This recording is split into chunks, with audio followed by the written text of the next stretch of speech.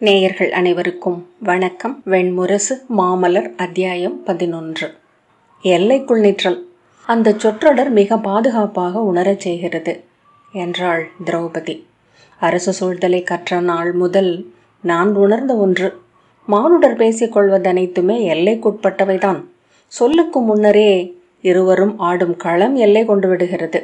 அவ்வெல்லைதான் அனைத்து சொற்களுக்கும் பொருள் விரிவை அளிக்கிறது. எல்லை குறுகும் தோறும் சொற்கள் எடை மிகுந்து தெய்வ சிலைகள் போல அலகில்லாத ஆழம் கொண்டு அச்சுறுத்த தொடங்கிவிடுகின்றன. சொற்களை கொண்டு ஒரு நுண்ணிய களமாடலைத்தான் அரசவைகளில் நிகழ்த்துகிறோம். பீமன், எல்லா இடமும் எங்கும் இருக்கும் அரசனின் அவைதான் என்பர் முனிவர் என்று நகைத்தான். அவளும் உடன் நகைத்தாள். அதன்பின் அவள் சொற்கள் மேலும் இயல்பாக ஒலிக்கலாயின. காம்பில்யத்தின் வாழ்க்கையில் பாரத வருஷத்தின் சக்கரவர்த்தினியாக அல்லாது வேறெவ்வகையிலும் நான் என்னை உணரவில்லை. அதற்கென்று ஒவ்வொரு நாளும் திட்டமிட்டேன். நான் கற்றதெல்லாம் அதற்காகவே. நிகரற்ற பெரு நகரம் ஒன்றை எனக்கென உருவகித்தேன். அதை சூத்ராகிகளுடன் பல ஆண்டு காலம் சூழ்ந்து வரைபடத்தில் எழுப்பினேன். அக்கனவை கையில் வைத்தபடி என் எண்ணங்களுக்கு ஊர்தியாகும் கணவனை குறித்து மட்டுமே எண்ணிக்கொண்டிருந்தேன். அவன் எனக்கு இணையாக பாரத வருஷத்தின் அரியணை அமர்பவன். பிரிதொன்றையும் நான் எண்ணவில்லை என்று நானே நம்பியிருந்தேன். அவ்வாறல்ல என்று நான் அறிந்த ஒரு தருணம் வந்தது. பீமன், ஆம், புரிகிறது என்றான். அவள் அதை சொல்ல வேண்டாமே என அவன் எண்ணியது. உடலில் ஒரு மிக மெல்லிய அசைவென வெளிப்பட்டது. ஆனால் அவள் தடையின்றி சொல்லூறும் உளம் கொண்டிருந்தாள். பெண்ணென்று மட்டும் நின்றிருக்கும் ஒரு தருணம், அதனுடன் இந்த மனம் இணைந்து கொண்டுள்ளது என இப்போது உணர்கிறேன். இதை அப்போது நினைவு கூர்ந்தேனா என்று தெரியவில்லை. ஆனால் உள்ளத்தில் இணைந்து விட்டிருப்பது பின்னர் ஒரு நாள் தெரிந்தது. உள்ளே ஒரு சிலந்தி ஒவ்வொன்றையும் தாவி தாவி மெல்லிய நூலால் இணைத்து கொண்டே இருக்கிறது என்றாள். மீண்டும் வெளியே விழி நோக்க, இத்தனை நாட்களுக்கு பின் மீண்டும் அந்த மனம் இங்கு வந்துள்ளது.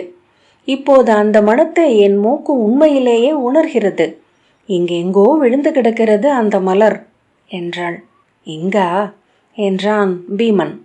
ஆம், அந்த மனத்தை தேடித்தான் இங்கு வந்தேன். இங்கு அமர்ந்த பிறகு மிக தெளிவாகவே உணர்கிறேன். இங்குதான் விழுந்து கிடக்கிறது அந்த நறுமணம். பீமன் சுற்றிலும் நோக்கியபடி, கல்யாண சௌகந்திகமா என குரலில் ஏளனம் எழக் கேட்டான். அவள் தலை அசைத்தாள். அவன் எழுந்து, சரி, இங்குள்ள அனைத்து உதிர்ந்த மலர்களையும் சேர்த்து தருகிறேன். அந்த மலரை எடுத்து எனக்கு காட்டு என்றான். இச்சோலையில் இப்போது பல்லாயிரம் மலர்கள் விரிந்து உதிர்ந்துள்ளன. அத்தனை உதிர்ந்த மலர்கள் நடுவே அந்த மலரை என்னால் பிரித்தறிய முடியாது என்றாள் அவள்.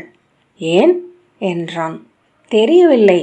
எந்த மலரை முகர்ந்தாலும் அந்த மலரின் மனமே இப்போது தெரியும்.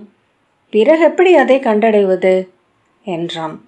அவள் இதழ்கள் நடுவே பல்வரிசையின் கீழ் நுனி தெரிய புன்னகைத்து, என் மூக்கு அறியும் நறுமணத்தை நீங்களும் உணர்ந்தால் போதும் என்றாள். அதே புன்னகையுடன் அவன், அதற்கு உன் கனவுக்குள் நான் வர வேண்டும் என்றான். அதை உங்களுக்குள் எழுப்ப முடியும் என்று எண்ணித்தான் இத்தனை சொற்கள். இத்தகைய நேரடி உணர்வுகளை சொல்வதில் அணிகளும் ஊமைகளும் எத்தனை பொருளற்றவை என தோன்றுகிறது. இதற்கு அப்பால் சொல்வதற்கு ஒன்றுமில்லை. நான் இந்த நறுமணத்தை அல்லது இதை போன்ற எதையோ ஒன்றை எங்கெல்லாம் அறிந்தேன் என்று மட்டும் சொல்கிறேன். பீமன் மீண்டும் அமர்ந்து, சொல் என்றான். என்ன விளையாட்டிது என ஒரு கணம் சலிப்புற்றான். எழுந்து காட்டுக்குள் சென்றுவிட வேண்டும் என அகம் விழைய அதை கடந்தான். அவள் சொல்லப்போவதை தான் விரும்ப முடியாதென்று முன்னரே உள்ளம் அறிந்தது எப்படி? நீங்கள் விழையாததை சொல்லாமல் இருக்கலாம் என எண்ணினேன். ஆனால் அதை சொல்லவே என் நெஞ்சு தாவுகிறது என்றாள். பீமன் என்றான். எந்த பெண்ணும் கணவனுக்கு அதன் ஒரு சிறு நுனியை காட்டியிருப்பாள் இல்லையா என்றாள் அவள். அறியாது அவள் விழிகளில் விழி தொட்டு, என்ன என்றான் பீமன். உடனே புரிந்து கொண்டு அப்பால் நோக்கினான். ஆனால் அவன் உடல் விழியாயிற்று. அது அவனை கடந்து செல்லும் ஒரு தருணம். தன்னில் ஒன்று எப்போதும் மிஞ்சி இருக்கிறது என்று சொல்லவே பெண் விழைவாள் என்று அவள் சொன்னாள். அவன் இவள் தன்னிடம் எதிர்பார்ப்பதென்ன என்று எண்ணினான். அதை தான் அழிக்கலாகாது. ஆனால் அனைத்தையும் அறிந்தும் ஆட உளம் குவியாதவன் தான் என மறுகணம் உணர்ந்தான். என் மனத்தன்னேற்புக்கு முந்தைய நாள் ஐங்குழல் அன்னையரின் ஆலயத்தில் தொழச் சென்ற போது ஒருவரை சந்தித்தேன். நாராயணியின் ஆலயத்தில். பீமன் அவள் சொல்வதற்காக விழி செலுத்தி அமர்ந்திருந்தான். கரிய ஒளி கொண்ட நெடிய உடல், மார்பில் கட்டப்பட்ட கைகள், இளநகைப்பின் ஒளி கொண்ட கண்கள், அருகே பேருடலரான தோழர் என அவள் தொடர்ந்தாள். அவன் புரிந்து கொண்டானா என அவள் ஐயுறுகிறாளா என எண்ணிய பீமன் ஆம் என்றான். அவள் அக்குரலை கேட்டதாகவே தெரியவில்லை. பின்னர் ஒருவனை வாளுருவி வெட்டும் பொருட்டு சென்றேன். அன்றும் இன்றும் அவனுக்கு இணையாக நான் எவரையும் வெறுத்ததில்லை. ஆனால் என் நிலையிலும் அவனை என்னால் கொல்ல முடியாதென்று அறிந்து உடைந்து அமர்ந்து அழுதேன். இறுதி விம்மலுடன் அவ்வழுகை முடிந்த போது உள்ளம் மலர்ந்து அந்த மனத்தை உணர்ந்தேன். பீமன் தலையசைத்தான். அவன் என் களித்தோழன் இரண்டாமவரே என்றாள். அவன் மைந்தன் அவ்வடிவில் பிறந்து என்னுடன் ஆடத் தொடங்கியதும் அவன் மேலும் இனியவனாக ஆனான். நிலையற்று ஒன்றோடொன்று பின்னி உரசி கொண்டிருந்த அவள் விரல்கள் நடக்கும் தேளின் கால்களும் கொடுக்குகளும் போல அசைவதாக அவன் நினைத்தான். அந்த எண்ணத்தை உணர்ந்ததும் புன்னகை எழுந்தது. கவிஞர்களைப் போல நல்ல ஒப்பனைகள் தனக்கு தோன்றவே போவதில்லை போலும். அவன் முகத்தில் விரியவில்லை என்றாலும் அப்புன்னகையை உணர்ந்து அவள் திரும்பி நோக்கினாள். பின்னர் இயல்பாக உணர்ச்சிகளுக்குள் இழுக்கப்பட்டு பேசலானாள். பின்னர் ஒரு முறை மூத்தோரும் கற்றோரும் அரசரும் குலத்தோரும் கூடிய அவை மன்றில் நான் நின்றேன். நான் சூடிய ஆணவங்கள் அனைத்தும் களையப்பட்டு சிரித்து வெறுமை கொண்டேன். பாண்டவரே, அன்று என் உள்ளம் வேறெதையும் எண்ணவில்லை. என் உடல் என்றே பதறியது. இங்கு பெண் என்பவள் வெறும் உடல் மட்டுமே என்று அன்று உணர்ந்தேன். புடவையில் எந்த ஆணும் அவளுக்கு காப்பல்ல என்று அப்போது அறிந்தேன். அவள் குரல் அத்தனை இயல்பாக ஒலித்தமையால் அவன் திரும்பி அவளை நோக்கினான். அவள் கண்ண வளைவுகளில் கழுத்தின் நிகழ்கோட்டில் வானொலி விளிம்பு தெரிந்தது. ஒரு சொல் விளையாட்டினூடாக அவள் வெளிப்பட இடமளித்து விட்டோம் என அவன் அறிந்தான். அவ்வுடைவு எளிதல்ல, எப்பெண்ணுக்கும் அது முழு இறப்பே என்றாள். எப்படியோ பிறந்த கணம் முதல் ஆணின் அன்புக்கும் கொஞ்சலுக்கும் உரியவளாக, ஆணின் கைகளால் வேலி கட்டி காக்கப்படுபவளாக, ஆணே கொழு கொம்பென பற்றி ஏறுபவளாகத்தான் பெண் இங்கு வளர்கிறாள். பாண்டவரே, அது ஐவரும் இறந்த நாள். திருஷ்டத்யும்னன் இறந்த நாள், துருபதன் இறந்த நாள், 5 மைந்தர்கள் பொருள் இழந்த நாள், நெஞ்சில் நிறைந்த ஆழிவண்ணன் மறைந்த நாள். அதிலிருந்து மீள எனக்கு நெடு நாட்களாயிற்று. ஆனால் அவ்வாறு மீண்ட பின்னரே நான் என எஞ்சினேன். நான் என நிறைவுடன் உணரலானேன். இக்காட்டுக்குள் வருவது வரை என்னுள் நானே ஒடுங்கி புற உலகை முற்றிலும் தவிர்த்து உள்ளோடும் எண்ணங்களை மட்டுமே ஓயாது அலைந்து கொண்டிருந்தேன். சிடுக்கவிழ்க்க முனைந்து சலித்து விரல்கள் மேலும் மேலும் என முடிச்சுக்களை போடுவதை உணர்ந்து அதை முற்றிலுமாக கைவிட்டேன். எஞ்சியது சமைப்பதும் தூய்மை செய்வதும் மட்டுமே. ஆடை களைந்து காட்டுச் சுனைகளிலும் ஆறுகளிலும் நீராடுகையில் மட்டுமே புரியாத விடுதலை ஒன்றை உணர்ந்தேன். எளிய செயல்களில் மூழ்க முடிந்தமை எனக்கு மூதன்னையர் அளித்த அழி. சமையல் என்பது மீண்டும் மீண்டும் ஒன்றே, தூய்மை செய்வது அதனிலும் எளிது. ஆனால் இச்செயல்களினூடாக என்னை நான் மாற்றிக்கொண்டு விட்டதை மெல்ல அறிந்தேன். வெறும் அடுமனை பெண், பிரிதொன்றுமல்லாது இருத்தல். அவ்விடுதலையை கொண்டாடத் தொடங்கினேன். விழித்தெழுகையில் அன்று எதை சமைப்பது என்பதை பற்றி அன்றி பிரிதொன்றையும் எண்ண வேண்டாம் என்றிருக்கும் நிலை, இதுவே நிறைவு. இது என்னை கனியச் செய்யும் என எண்ணியிருந்தேன் என்றாள் திரௌபதி. ஆனால் இக்கனவு என்னை மீண்டும் வந்து தொட்டுள்ளது. ஏன் என்று தெரியவில்லை. அனைத்தும் குலைந்துவிட்டன. மீண்டும் ஒரு தொடக்கம் போல. அவள் குனிந்து நோக்கி, அந்த மலர் இங்கெங்கோ அது விழுந்து கிடக்கிறது, விண்ணிலிருந்து விழுந்திருக்கிறது என்றாள். இதுவும் ஒரு உளமயக்குத்தான் தேவி என்றான் பீமன். எளிய அடுமனை பெண் என உன்னை ஆக்கிக்கொண்டு நீ அடையும் விடுதலைக்கு ஓர் எல்லை உள்ளது. அவ்வெல்லையை அடைந்த பின் உன் ஆழத்துறையும் ஆணவத்தில் விரல் படுகிறது. அது விழித்து கொள்கிறது. இல்லை, நான் வேறு என்கிறது. எல்லை காப்பால் பிரிதொன்று என உள்ளம் தேடுகிறது. எளிய மானுடராக இப்புவியில் பிறப்பவர்கள் மட்டுமே எளியராக வாழ முடியும். பிரிதொன்றென பிறந்த எவரும் தங்களை உதிர்க்க முடியாது. மிகச் சிலரால் முடியலாம். அதைத்தான் தவம் என்று சொல்கிறார்கள் போலும். துறந்திறங்குபவர்களில் 1000 பேர்களில் ஒருவர் மட்டுமே அமர முடிகிறது. அமர்ந்தவர்களில் 1000 பேர்களில் ஒருவர் மட்டுமே அங்கு நிலைக்க முடிகிறது என்று பீமன் தொடர்ந்தான். பார்த்தாயல்லவா, மூத்தவரும் இளையவனும் தேடிச் சென்று அடைந்த பின் திரும்பி வந்து அமைந்துள்ளார்கள். வென்றதெல்லாம் இப்புவிக்குரியவை என்றால் சென்றதன் பொருள்தான் என்ன? அவள் அவன் சொற்களை கேட்காமல் தன் உள ஒழுக்கை தொடர்ந்து சென்றாள். அந்த மனம் நான் உங்களுடன் இருக்கும்போது மட்டும் ஏன் வந்தது? அதைத்தான் எண்ணிக்கொண்டிருக்கிறேன். உங்கள் கைகளின் எடை என்மேல் இருப்பதை எப்போதும் விரும்புவேன். இன்று விழித்து கொண்ட பின்னும் உங்கள் துயிலோசையுடன் இணைந்தே அந்த மனம் எனக்கு தெரிந்தது. உங்கள் கையிலிருந்து நழுவி நான் எழுந்தபோது ஒரு கணம் அது உங்கள் மனம் என்றுணர்ந்தேன். படிகளில் இறங்கி வரும்போது அந்த மனத்தை நான் முன்பு அறிந்திருக்கிறேன் என்று தோன்றியது. முன்பு எப்போதோ உங்கள் மனமாக அதை அறிந்திருக்கிறேன். எப்போது என நான் மீள மீள கேட்டுக்கொண்டேன். முன்பு என்னை நீங்கள் காம்பிலி நகரின் தெருக்களினூடாக தேரில் வைத்து இழுத்து சென்றபோது, உங்கள் தோளில் ஏறி நான் கங்கையில் நீந்தி கழித்த போது தெரியவில்லை. அதையெல்லாம் இணைத்து கொள்ள விழைகிறேனா? உள்ளத்தை பின்தொடர்வது புகையை பற்ற முயல்வது போல. பீமன், இங்கிருந்து அவற்றை எண்ணிக்கொண்டாயா? ஆம் ஆம், ஒவ்வொரு கணமாக எண்ணி கோத்து கொண்டேன். ஆனால் என் அறிவுக்கு தெரிகிறது, என் உள்ளாழத்தின் நுண்ணெகிழ்வு ஒருபோதும் உங்களுக்கென இருந்ததில்லை. அனைத்தையும் களைந்திட்டு மீறி வந்து களியாடுகையில் ஒரு துணை மட்டுமே நீங்கள். இன்று உங்களுக்காகவே நிறைந்திருக்கிறேன். பாண்டவரே, நான் அதை எப்படி உங்களுக்கு சொல்வது? எத்தனை சொன்ன பிறகும் சொல்லப்படாமல் அங்கேயே இருக்கிறதே. சட்டென்று அவள் உதடுகளை அழுத்தி கொண்டு விம்மலை அடக்கினாள். மெல்லிய ஓசையிழ பீமன் அவள் கைகளை தொட்டான். நான் என்ன செய்வது தேவி? நான் அழிப்பதற்கு என்ன உள்ளது? உயிர் எனில் இக்கணம் பெரிதொரு எண்ணமில்லாமல் அதை அழிப்பேன். அவள் தன் 2 கைகளாலும் அவன் கைகளை பற்றி பொத்தி வைத்து கொண்டாள். ஆம், நான் அதை அறிவேன். அன்று சிந்து மன்னனை இழுத்து வந்தபோது பிறர் விழிகள் எதிலும் இல்லாத ஒன்று உங்கள் விழிகளில் இருந்தது. அது பெரும் சினம். பிரிதொன்றுக்கும் அன்று எனக்கென மட்டுமே எழுந்த சினம்.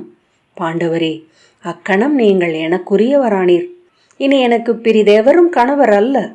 தன் உள்ளம் ஏன் பொங்கி எழவில்லை என அவன் வியந்தான். அத்தனை நேர் உச்சங்களிலும் அலை அடங்கி விடுகின்றன எண்ணங்கள். அப்பால் என விலகி நின்று நோக்குகின்றது தன்னிலை. அன்று அவன் பொருட்டு என் உளம் இறங்கியது. ஆனால் இரவு துயில்கையில் உங்கள் விழிகள் மட்டுமே நெஞ்சில் எஞ்சி இருந்தது. அதிலிருந்த அனலை பேருவகையுடன் மீள மீள என் விழிக்குள் தீட்டிக் கொண்டேன். நாட்கணக்கில் ஒரு கணம் கூட விடாமல் அதை பற்றி எண்ணிக்கொண்டிருந்தேன் என்று சொன்னால் ஒருவேளை நம்ப மாட்டீர்கள். நீள் மூச்சுடன், நெடுங்காலமாயிற்று பாண்டவரே. அப்படி பிரிதொன்றை எண்ணியும் விளக்க முடியாமல் முற்றிலும் இழந்து எண்ணிக்கொண்டிருக்கும் நிலை வாய்த்து என்று அவள் சொன்னாள். ஒரு கணத்தில் அத்துன்பத்தை எண்ணி சலித்து சினம் கொண்டேன். என்ன இது? மீண்டும் ஒரு துயரை. பெண் போல என்று கசந்து என்னையே கடிந்து கொண்டேன். பின்னர் தோன்றியது, பெண்ணென்றும் பேதையென்றும் இருக்கும் நிலை வாய்த்தது நல்லூழல்லவா என்று. எண்ணி கரையவும் நினைத்து விழிநீர் மல்கவும் ஒன்று எஞ்சி இருப்பது மூதன்னையர் கொடை போலும். பீமன் ஏதோ சொல்ல நாவெடுத்து சொற்கள் இல்லாமல் தலையை மட்டும் அசைத்து நாம் என்றான். அவள் பெருமூச்சு விட்ட ஓசையில் அவன் சொல் கரைந்தது. மீண்டும் உதடு அசைய அவள், போதும், நாம் இதையெல்லாம் பேச வேண்டாம். பேசும் தோறும் எளியவையாகின்றன, இவ்வுலகை சார்ந்தவையாகின்றன. இவை இப்படியே மானுடற்கரிய பிரிதொரு வெளியில் கிடக்கட்டும். எந்த அறிவாலும் எடுத்து கோக்கப்படாமல் அப்படியே சிதறி பறந்திருக்கட்டும். ஆம் என்று அவன் சொன்னான். அப்பேச்சை முடித்துவிட விரும்பினான். அவள் மீண்டும் சுற்றி பார்த்து, இப்போது நன்றாக உணர்கிறேன் அந்த மனத்தை. எத்திசையிலிருந்து என்று அவன் கேட்டான். அதை சொல்ல தெரியவில்லை. என்னை சூழ்ந்து காற்று வீசும் ஒவ்வொரு திசையிலிருந்தும் வருகிறது. கூர்கையில் அகன்றும் அகல்கையில் கூர்ந்தும் விளையாடுகிறது. உள்ளத்தை குளிர் என சூழ்கிறது. நறுமணம் எத்தனை இனிய நினைவுகளை எழுப்புகிறது என்று எண்ணி வியந்தேன். எங்கெங்கோ நிகழ்ந்து எவ்வண்ணமோ உருமாறி கிடக்கும் அத்தனை இனிமைகளையும் ஒரு சரடென கோத்து தனிமாலையாக ஆக்க முடியும் என்றால் அது நறுமணம் மட்டுமே. அவள் புன்னகைத்து, நீங்கள் சொன்ன கதையின்படி இது என் கன்னிமையின் மனம் என்றாள். நாம் இதை மீண்டும் பேச வேண்டியதில்லை என்றான் பீமன். ஆம், நாம் உள்ளே செல்வோம், குளிர் மிகுந்து வருகிறது என்றபடி திரௌபதி எழுந்தாள். குழலை பின்னுக்கு தூக்கிவிட்டு குனிந்து ஆடையை சீரமைத்தாள். அவ்வசிவுகளில் மீண்டும் அவள் அறிந்த பெண்ணென்றாவதை அவன் உணர்ந்தான். அவன் நோக்கை உணர்ந்து நிமிர்ந்து புன்னகைத்து செல்வோம் என்றாள். எடை விலக காற்றில் மெல்ல மிதந்தெழும் பட்டு ஆடை போல அவள் தோன்றினாள். நெடுநேரம் பேசி முடித்த பெண்களுக்குரிய உள விடுதலை உடலில் எழுகிறதே என அவன் எண்ணிக்கொண்டான். ஆடி நோக்கி அணிபுனைவது போல சிறுமியர் முதுமகள் என்றும் பாடினை என்றும் பேய்மகள் என்றும் ஆடை கொண்டு மாற்றுரு பூண்டு மகிழ்வது போல அவள் திரும்பி என்ன என்றபோது எதிர்காற்றில் குழல் எழுந்து பறந்தது. கழுத்தை திருப்பி அதை அள்ளி சுழற்றினாள். அவ்வசைவில் உளம் அதிர்ந்தபோது அவன் அந்த நறுமணத்தை உணர்ந்தான். ஆம், ஒரு நறுமணம் என்றான். என்ன?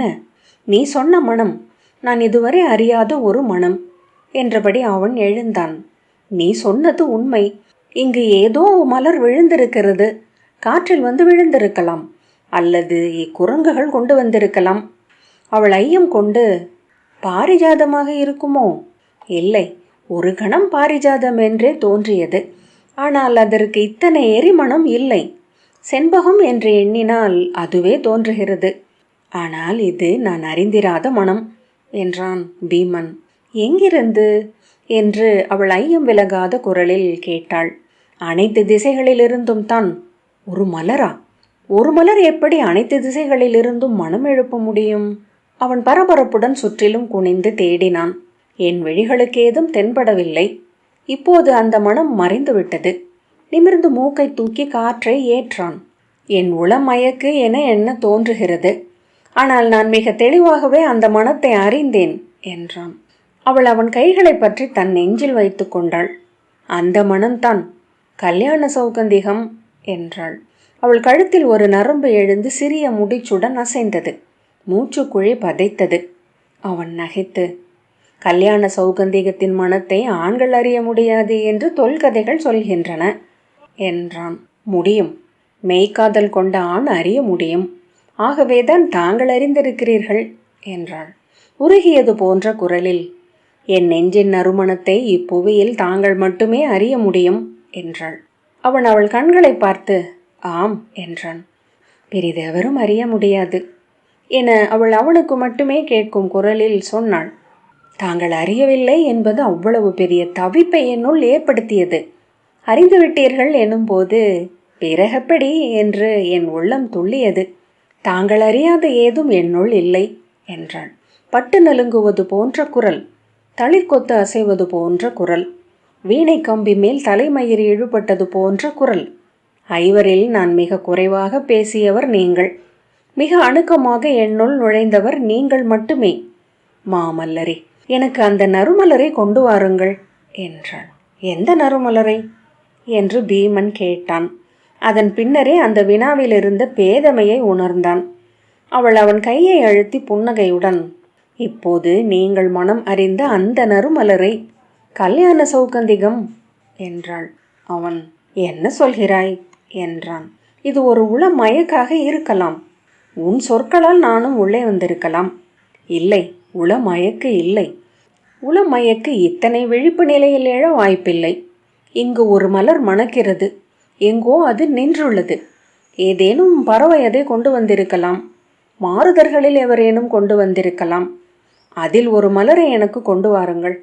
எந்த எண்ணமும் இன்றி பீமன் சரி என்றான். அவள் அவன் தோளில் மெல்ல தலை சாய்த்து கொண்டு வாருங்கள் இரண்டாம் அவரே. அதை என் விடாய் தீர முகர்கிறேன். அதன் பின் உயிர் வாழ வேண்டுமா என்று அப்போது முடிவெடுக்கிறேன். அவள் முகத்தை பற்றி, என்ன இது என்றான் அவன் பதற்றத்துடன். அவன் கையை பற்றி தன் உடலில் அழுத்தி கொண்டு புடைத்த புயங்களில் முகம் அமர்த்தி அவள் மெல்ல விம்மினாள். கண்ணின் நீர் அவனை தொட்டது. எனக்கு அந்த மலர் வேண்டும் பாண்டவரே, அந்த மலர் வேண்டும் எனக்கு என்று சிறுமியைப் போல தலையை அசைத்து சொன்னாள். நன்று, அப்படி ஒரு மலர் உண்டென்றால் அதை நான் கொண்டு வருகிறேன் என்று பீமன் சொன்னான். உண்டு, அது எங்கோ உள்ளது, எனக்கு ஐயமே இல்லை. பீமன், அதை கொண்டு வந்து உன் குழலில் சூட்டுகிறேன் என்றான்.